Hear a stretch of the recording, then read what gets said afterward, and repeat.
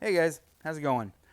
I wanted to make a video because I got asked a question on my last one what this knife was. Um, this is an SOG or SOG Pentagon Elite, and there's a little bit of story on this knife.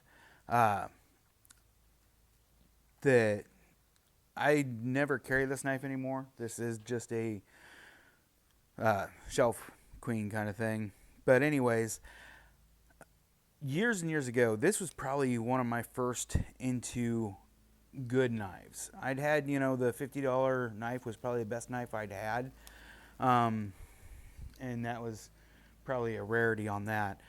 But when this was out, I went ahead and got one. I found it on sale for, I can't remember what it was. It wasn't a bad price. I think it was around $100. But I think they were originally coming out around $169. So I picked it up and I carried it for a couple of years, and I really liked this knife. It had that arc lock or whatever they call it.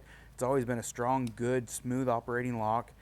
And we moved, and during that move, this knife just disappeared. It was gone.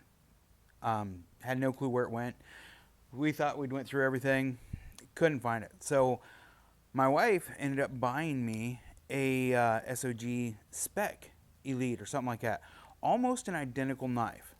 The blade was different. They'd moved from the AUS 8 to the VG10. It was a drop point versus this spear point, and it didn't have serrations.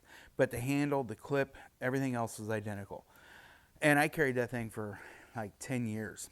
It butchered a couple of bison.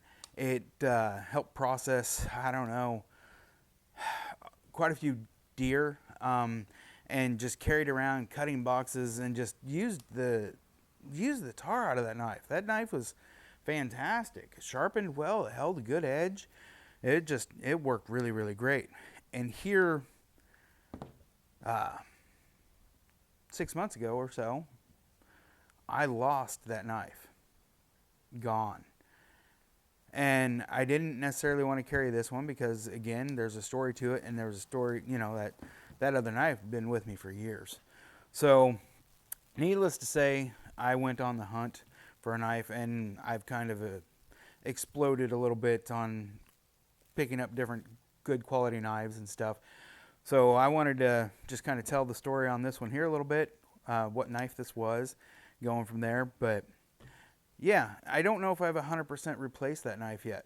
I've gotten a few really nice knives though, and been checking them out.